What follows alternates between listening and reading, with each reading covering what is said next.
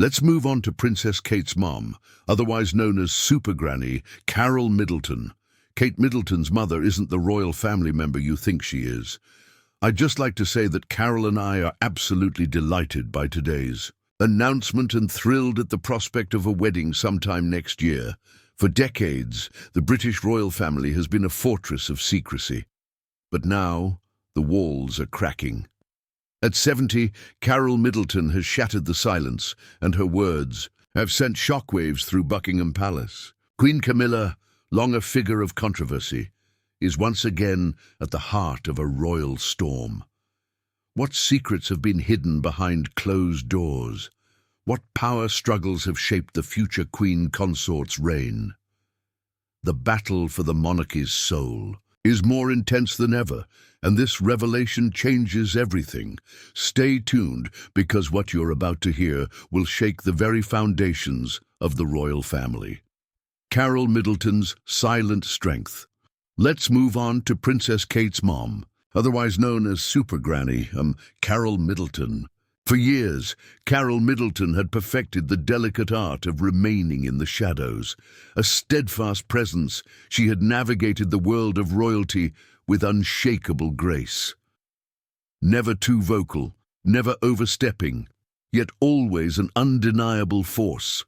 She had learned the rules of the game, mastering the balance between support and discretion. But when she finally broke her silence against Queen Camilla, the revelation sent shockwaves through Buckingham Palace.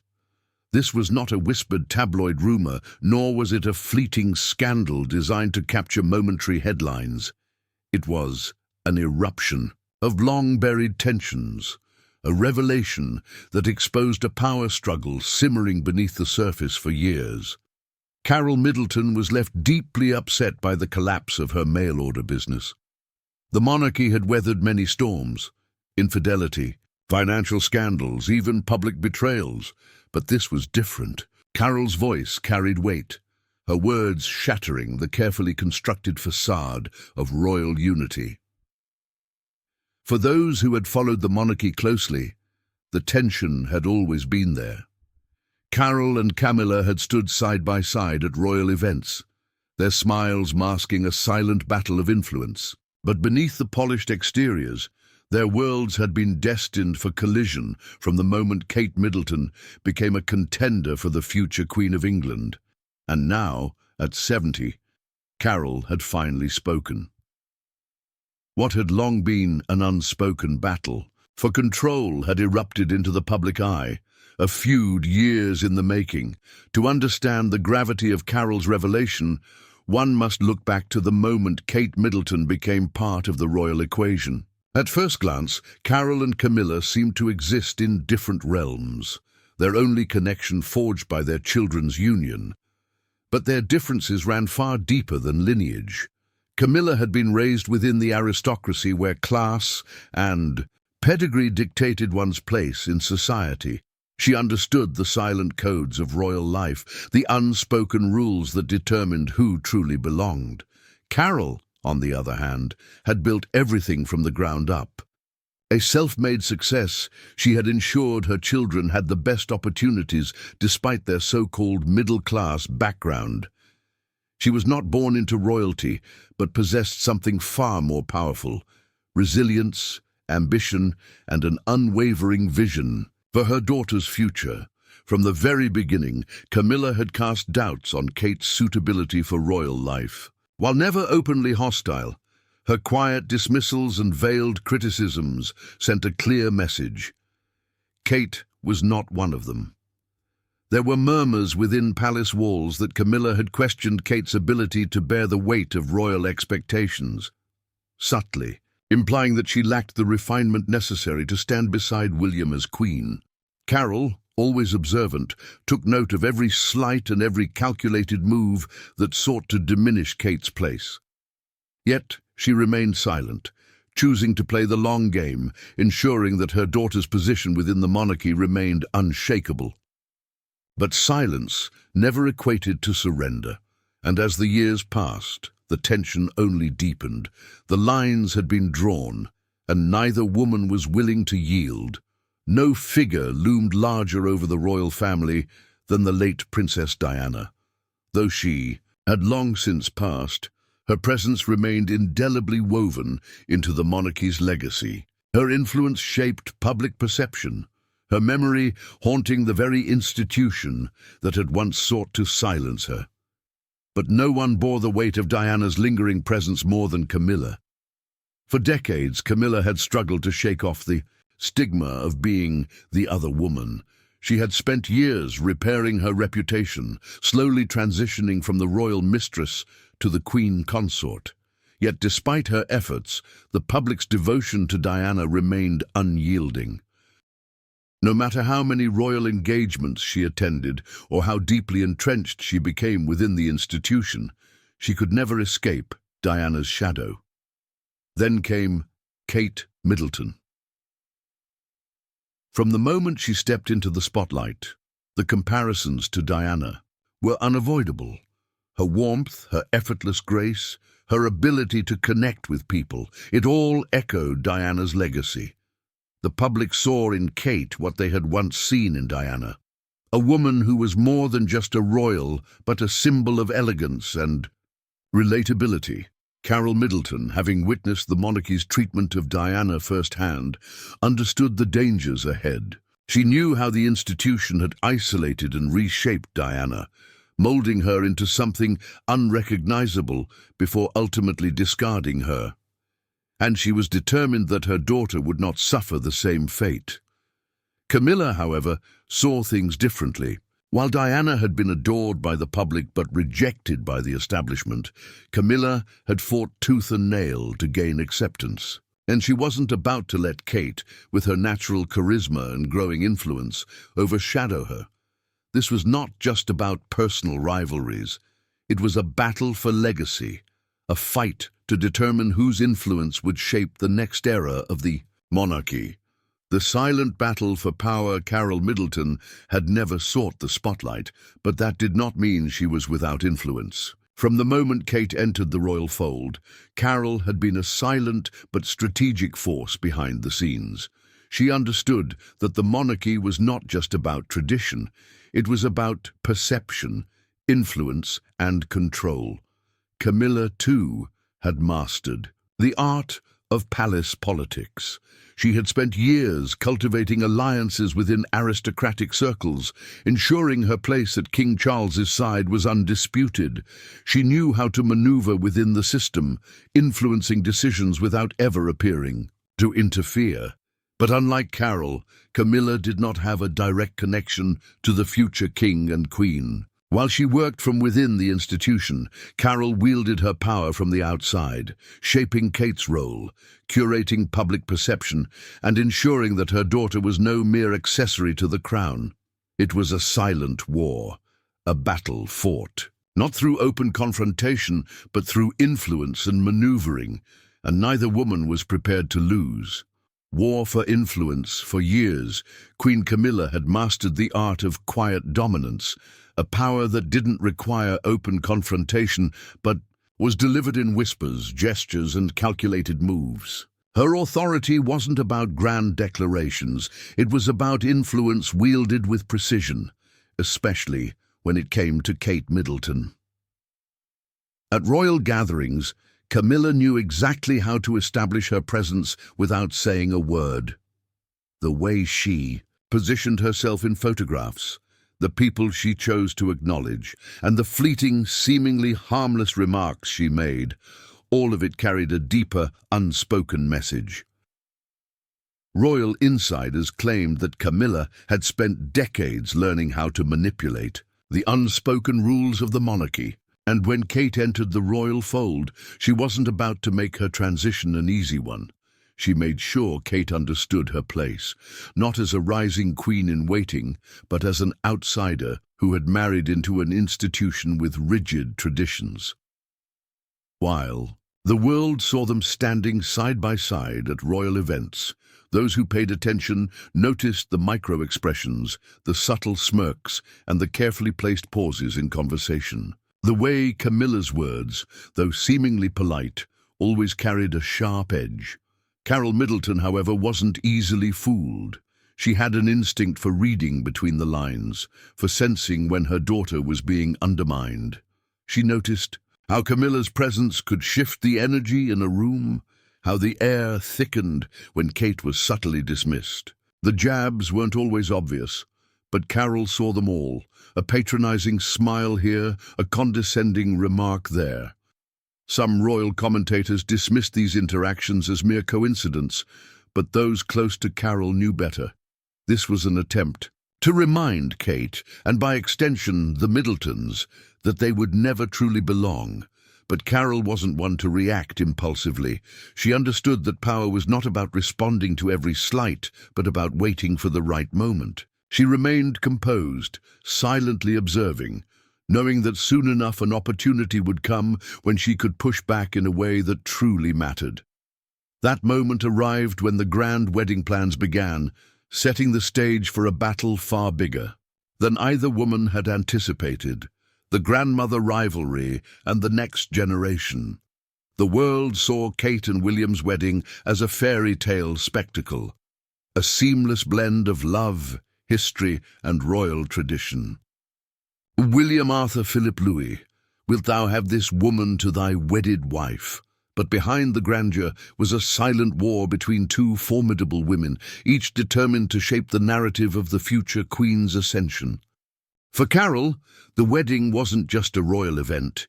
It was a defining moment for her daughter. She wanted Kate's wedding to reflect warmth, authenticity, and the values that had shaped her life. This wasn't just about adhering to outdated customs. It was about ensuring Kate had control over a day that would forever be etched in history. Camilla, however, saw the wedding as something else entirely, a demonstration of royal order where centuries-old traditions took precedence over sentiment. The tension between the two women reached a peak during the wedding preparations. Insiders reported that Carole and Camilla clashed behind the scenes, with Carole advocating for personal touches that reflected the Middleton family's presence, while Camilla pushed for strict adherence to royal protocol. One particularly heated disagreement arose when Camilla allegedly insisted on limiting the number of non-royal guests, a move that would have reduced the visibility of Kate's family. Carole, unwilling to be sidelined, fought back, ensuring that the Middletons had a strong presence. The ceremony itself was flawless, with the world enchanted by the fairy tale romance. But Carole knew the battle was far from over. If anything, the real struggle was only just beginning. The stakes rose even higher with the birth of Prince George and Princess Charlotte. The question of who would play the most significant role in their upbringing quickly became another point of quiet contention. Camilla, as the future queen consort, saw herself as an integral figure in the children's lives. She believed royal traditions should take precedence, shaping the young heirs with the weight of responsibility and duty. But Carole had a different vision, one rooted in love, normalcy, and the kind of childhood that Kate herself had been fortunate enough to experience. Kate naturally gravitated toward her mother's approach, wanting to shield her children from the relentless pressures of royal life for as long as possible. Carole, ever present in their lives, was seen engaging them in ordinary activities. Family dinners, outdoor adventures, and small, grounding moments that gave them a sense of normalcy. Camilla, on the other hand, maintained a more distant role. Unlike Carole, she was the type to be hands-on, and as time went on, her influence over the young royals seemed to grow. Royal insiders whispered about the quiet power shift. While Camilla may have held official titles, it was Carole who had the deeper bond with the next generation. Some even suggested that Kate and William, perhaps consciously, were keeping Camilla at a measured distance, ensuring that their children weren't entirely molded by rigid royal expectations. Meanwhile, the media took notice of the contrast. Carole was painted as the doting modern grandmother, while Camilla was cast in the role of the traditionalist, more concerned with duty than affection. Public perception began to favor Carole, with admiration growing for the way she remained a steady, nurturing force in her grandchildren's lives despite the pressures of the monarchy. Camilla, a woman who had spent years working to rehabilitate her image, now found herself on the losing end of a narrative that favored her rival. The battle wasn't just taking place behind palace doors. It was playing out in front of the entire world. For the first time, the question wasn't just about who wielded power within the palace. It was about whose influence would shape the future of the monarchy itself. For years, Carole Middleton had endured the quiet humiliations, the unspoken slights, and the constant battle for influence that simmered beneath the surface of royal engagements. She had watched as Camilla, with her carefully measured words and strategic positioning, subtly asserted her dominance over Kate and the children. But there was a single moment, a precise turning point, when Carole had finally reached her breaking point. It happened behind the gilded doors of a private royal gathering, a seemingly ordinary event where the family met to discuss upcoming responsibilities. But as the conversation turned toward the next generation of royals, Camilla made a remark that cut deep.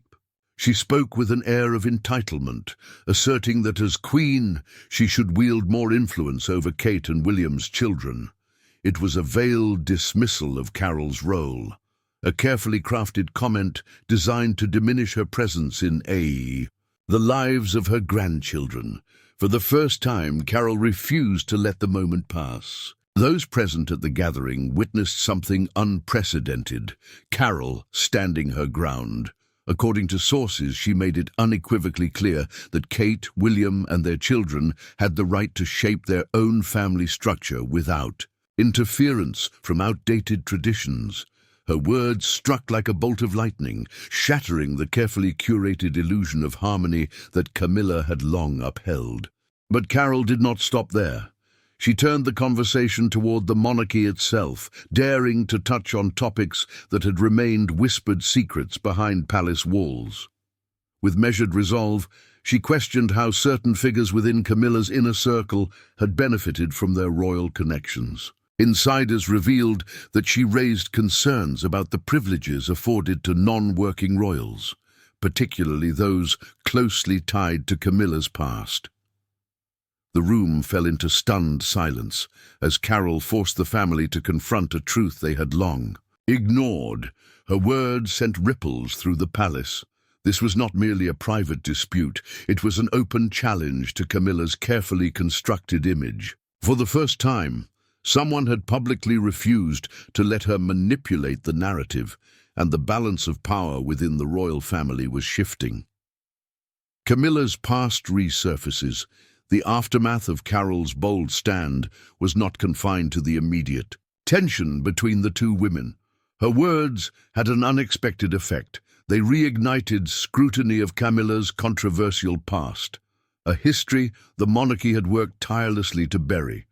Long before she ascended to her role as queen consort, Camilla's name had been linked to scandal and whispers of betrayal. When the world mourned Princess Diana, few had forgotten the role Camilla played in the unraveling of what was supposed to be the most iconic royal marriage of modern times.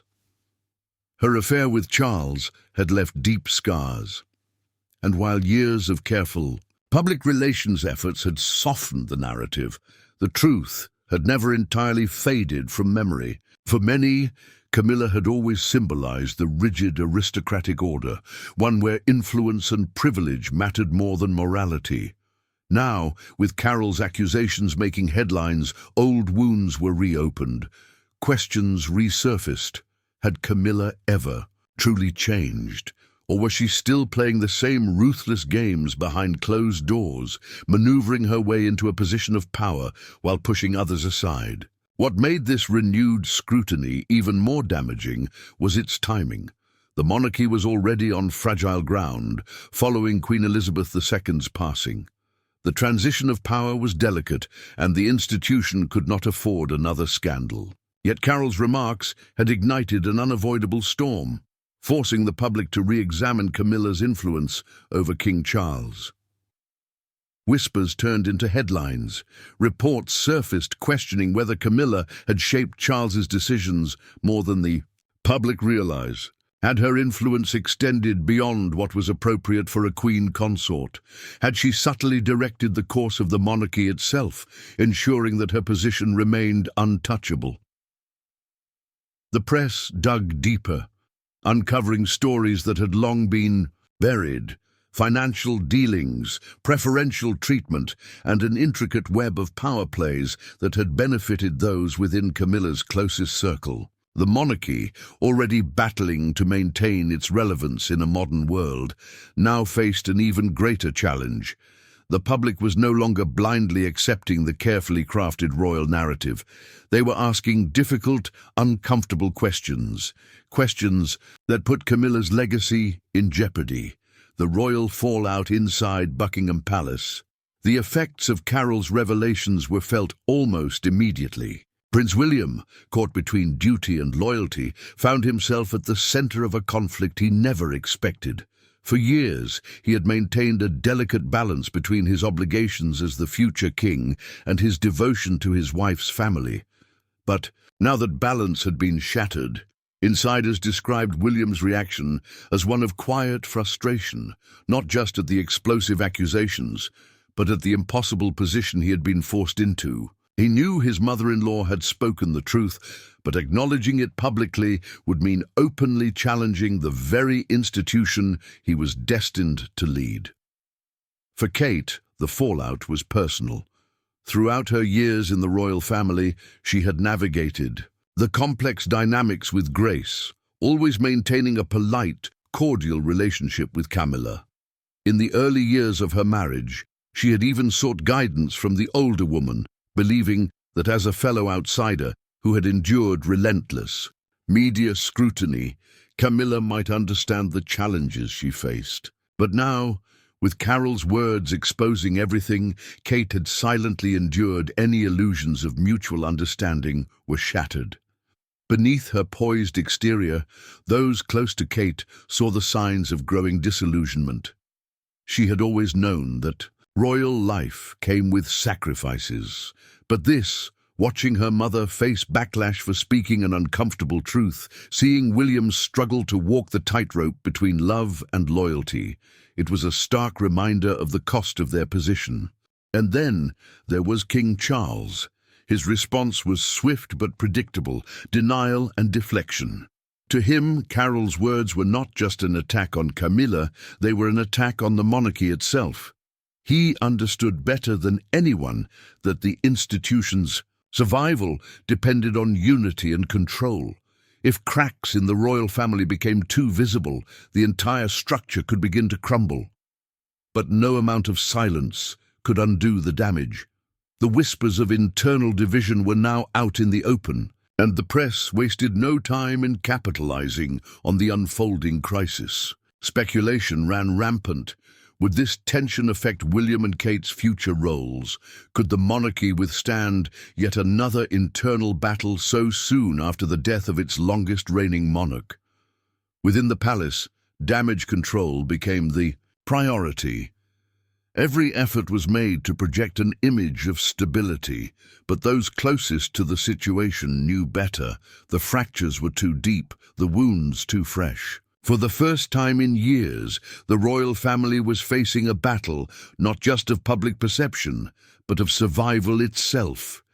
The war of influence between Carole and Camilla had erupted into something far greater than either woman could have predicted. The question was no longer about who held sway over the royal grandchildren. It was about the very future of the monarchy, and whether the institution, burdened by its past and struggling with its present, could survive the storm that had only just begun. A royal reckoning. The revelation from Carole Middleton sent shockwaves through the palace, igniting a crisis unlike anything seen before. For years, the monarchy had mastered the art of silence, letting time and tradition smooth over scandals, but this time it was different. The public had grown restless, demanding transparency in an era where secrets could no longer be buried. The institution, once untouchable, now found itself struggling to control the narrative. As the controversy unfolded, the palace's response was predictable. Carefully worded statements emphasizing unity, brushing off Carole's claims as misunderstandings. But the usual tactics weren't working. The public wasn't willing to let this one fade into the background. Social media erupted, dividing opinions into fierce camps. Some championed Carole as a courageous figure who dared to challenge the rigid monarchy, a symbol of modern values and independence. Others criticized her for bringing internal matters into the open, arguing that the monarchy's strength lay in its discretion. The debate raged on, exposing a deeper struggle beyond personal conflicts. This was about more than just Carole and Camilla. It was a battle over the very essence of the monarchy. Could the institution evolve with the times, or was it doomed to collapse under the weight of outdated traditions? For the royal family, this was no ordinary scandal. It was an existential crisis. The palace's fight for control, Camilla, once unwavering in her public presence, suddenly began to fade from the spotlight. Royal engagements were quietly postponed. Her appearances were reduced to only the most essential events. Those within the palace walls noticed a shift. Her usual confidence seemed to waver. The woman who had once faced relentless criticism with composure now appeared increasingly withdrawn. Meanwhile, Carole Middleton's influence surged. She had once been regarded as just the mother-in-law, a peripheral figure in royal affairs. Now, she had become a force to be reckoned with. Her words had struck a chord with many, and public sentiment began shifting in her favor. She was seen as a defender of family values, someone unafraid to challenge the elitism that had long defined the monarchy.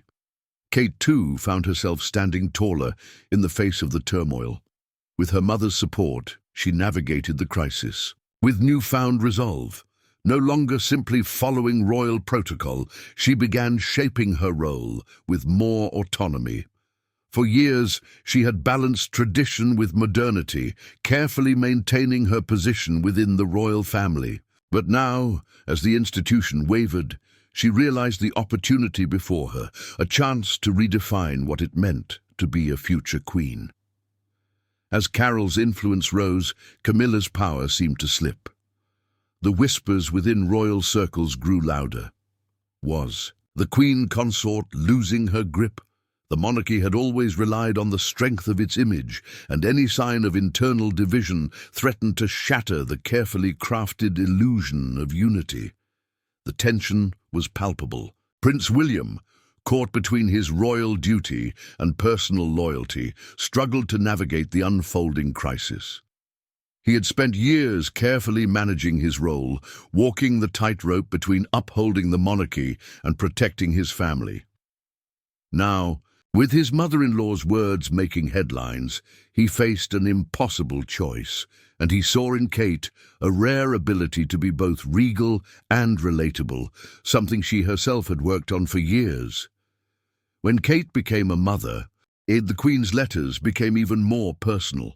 The Queen has just met, for the very first time, her first great-grandson, of course still baby Cambridge, because we don't know his name yet, who will one day take to the throne. She shared stories of raising Charles and Anne, offering advice on balancing royal responsibilities with family life. These heartfelt letters helped Kate navigate her own journey as a mother to George, Charlotte, and Louis. But the most significant letters came during the Queen's final summer at Balmoral in 2022. As Kate took special family photos of the Queen with her great-grandchildren, she had no idea that she was holding on to the last pieces of guidance from the woman who had been shaping her future all along. Queen Elizabeth's Secret Letters, a plan for the future. In her final years, Queen Elizabeth carefully penned some of her most important messages, letters that weren't just personal notes, but a roadmap for the future of the monarchy. These letters revealed her deep trust in Kate Middleton and her vision for how the royal family should evolve. One of the letters focused on Kate's growing role in modernizing the monarchy. The Queen acknowledged Kate's natural ability to connect with people while still respecting tradition. "You understand what this generation needs from us," she wrote. "Your instincts about balancing tradition with progress are exactly right." She commended Kate's dedication to causes like early childhood development and mental health awareness, recognizing them as essential for keeping the royal family relevant in a changing world. Throughout her reign, Queen Elizabeth had always understood the importance of adapting to the times. She had seen the monarchy go through incredible shifts, from the rise of television to the digital age of social media. She knew that for the royal family to remain significant, it had to evolve, and she believed Kate was the perfect person to lead that transformation.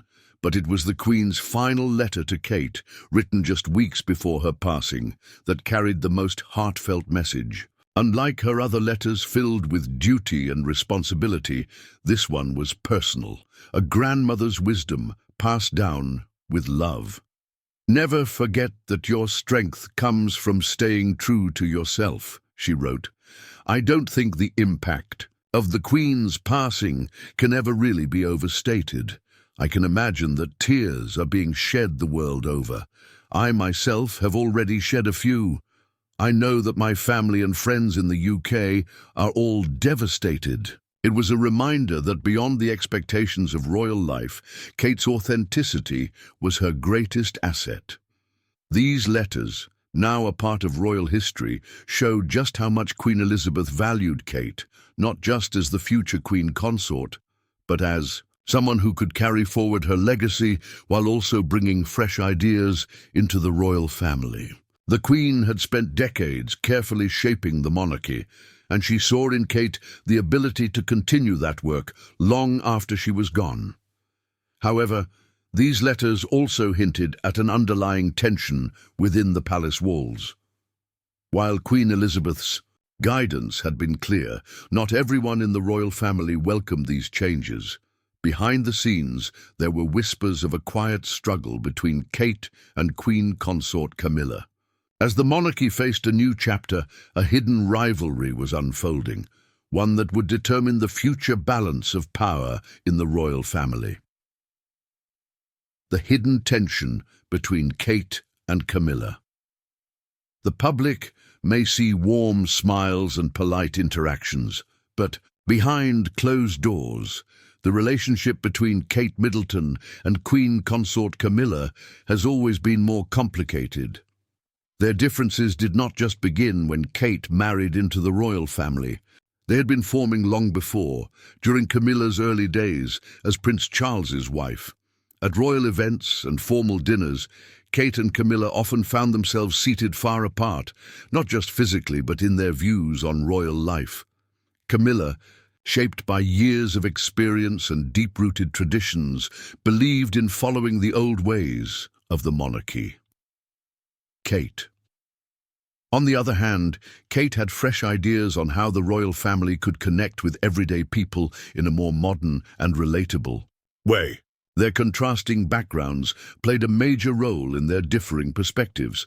Camilla came from a wealthy British family and had been surrounded by royalty for most of her life. She understood the monarchy's rigid structure and had spent years navigating its unspoken rules. Kate, however, had a completely different upbringing. Bucklebury, as you say, is a very small, not so much a town but a village. What you see behind me is pretty much it. All we have on this side of the road is the village pub and the local butcher. She was raised in a middle-class home where her mother, Carole Middleton, built a successful party supply business from scratch. While Kate's marriage to Prince William brought her into the royal world, she never forgot her humble beginnings. This shaped her belief that the monarchy needed to be more accessible and in touch with the people. The quiet tension between them grew stronger when Queen Elizabeth started showing special favor toward Kate. At royal events, the Queen often positioned Kate in prominent spots, While Camilla sometimes found herself in less noticeable places, the Queen's gestures, like lending Kate jewelry from her personal collection, did not go unnoticed. Small but significant signs of royal approval made it clear that the Queen saw Kate as a key figure in the future of the monarchy. Behind the scenes, palace staff observed distinct differences in how both women approached their royal duties. Camilla preferred traditional charity galas and formal engagements, maintaining the elegance and prestige of the monarchy. Kate, however, took a hands-on approach, dedicating herself to causes like early childhood development and mental health awareness. Instead of sticking to royal formalities, she connected with people directly, sitting with children, speaking openly about emotions, and using her platform to promote meaningful change. This contrast created an unspoken competition for influence and attention within the royal family. As Kate's popularity grew and the Queen continued to guide her, Camilla found herself in a more uncertain position. The situation became even more complex in Queen Elizabeth's final years, as the monarchy prepared for a new era, one that would be shaped by the next generation of royals. Kate's quiet preparation for the crown, as Kate Middleton prepares for her future as Queen Consort, she is following the guidance of one of the greatest monarchs in history, Queen Elizabeth II. Unlike most royal spouses, Kate received special training early on.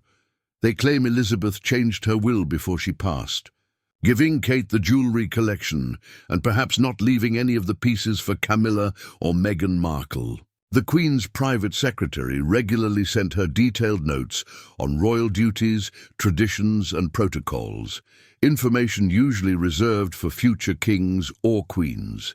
This level of preparation made it clear that Kate's role was going to be far more significant than anyone had expected. However, not everyone welcomed this special treatment. Camilla, who had spent years carving out her place in the royal family, was reportedly unsettled by the attention Kate was receiving. The unspoken rivalry between them reached new heights during the COVID-19 lockdowns. While Camilla stuck to traditional methods, formal phone calls and carefully scripted video messages, Kate embraced a different approach. She used social media and casual video chats to connect with people, showing a more personal and modern side of the monarchy. Kate's efforts were widely praised. Her warmth and accessibility made the royal family feel more relatable during one of the hardest times in recent history. This stark contrast between their styles highlighted a deeper divide within the monarchy, one between the old way of doing things and the new. By the time of the Balmoral summit, this quiet competition had turned into a clear division between Kate and Camilla. Queen Elizabeth's private letters to Kate did not just reveal her plans for the monarchy's future, they also brought this long-standing tension into the open. Both women were now forced to face the reality of their shifting roles within the royal family. But this was not just a personal rivalry. It represented two competing visions for the future of the British monarchy. Would it continue to be bound by tradition, as Camilla believed, or would it evolve to become more approachable and modern, as Kate envisioned? Long before Kate found herself at the center of royal life, she was just a university student living a normal life. Her journey to royalty began not in a palace, but in a classroom at the University of St Andrews in Scotland. She caught Prince William's attention not because of wealth or status, but because of her easygoing nature and warm personality. Their friendship blossomed over shared breakfasts, discussions about sports, and late-night study sessions. Kate was supportive, even sharing her class notes when William missed lectures. They were young, figuring out their lives, unaware that their connection would one day shape the future of the monarchy. What was your first impression? Well, I actually went bright red when I met you and sort of scuttled off, feeling very shy about meeting you, and actually, William wasn't there. But Kate's path to becoming a princess was not always easy. As their relationship grew, so did the pressures of royal life. The media constantly scrutinized her, and she had to learn how to navigate the challenges that came with dating the future King of England. However, through it all, she remained grounded, proving time and time again why Queen Elizabeth had seen her as the future of the monarchy. Now, as she stands on the brink of history, Kate Middleton's rise is no longer just a love story. It is a testament to the quiet strength and careful planning that made her one of the most influential figures in the royal family today. Kate Middleton's humble beginnings and rise to royalty. Growing up in Berkshire, Kate Middleton faced her share of challenges. At her first school, Down House, she was teased by other kids for not coming from a rich royal family. Rather than letting these mean comments affect her, Kate decided to switch schools, enrolling at Marlborough College, where she excelled in both sports and academics. It was here that she discovered her passion for sports, something that would remain an important part of her life. Kate's mother, Carole Middleton, ran a party supplies business called Party Pieces. The company started in their kitchen and grew into a successful venture, providing the Middleton family with the means to give Kate and her siblings a solid education and plenty of opportunities. Growing up in a hard-working environment, Kate learned the value of perseverance and staying true to who you are, lessons that would serve her well later in life. Even though life seemed to offer Kate many challenges, she learned to embrace them. While dating Prince William, the British press often did not treat her kindly. They called her Waity Katie, as if she were just waiting around for William to propose. What they did not realize was that Kate was quietly preparing herself for royal life. She studied the royal rules and began preparing for the role she might one day take on. During the early years of their relationship, life was not easy for Kate. The press followed her everywhere, and newspapers reported on every little thing. She did. Despite the attention, she remained patient, focusing on her job as an accessories buyer for the fashion store Jigsaw. She tried her best to maintain a sense of normalcy despite the challenges of dating a future king. Then came the big change. Prince William proposed with his late mother, Princess Diana's iconic sapphire engagement ring. With that proposal, Kate stepped into royal life with a calm confidence, never trying to copy anyone, but instead bringing her own unique style to her royal duties. She focused on causes close to her heart, especially helping children and families, issues that were important to her because of her own happy childhood. Prince William's posh friends weren't the only people who disparaged the Middletons for their middle-class background. The British press was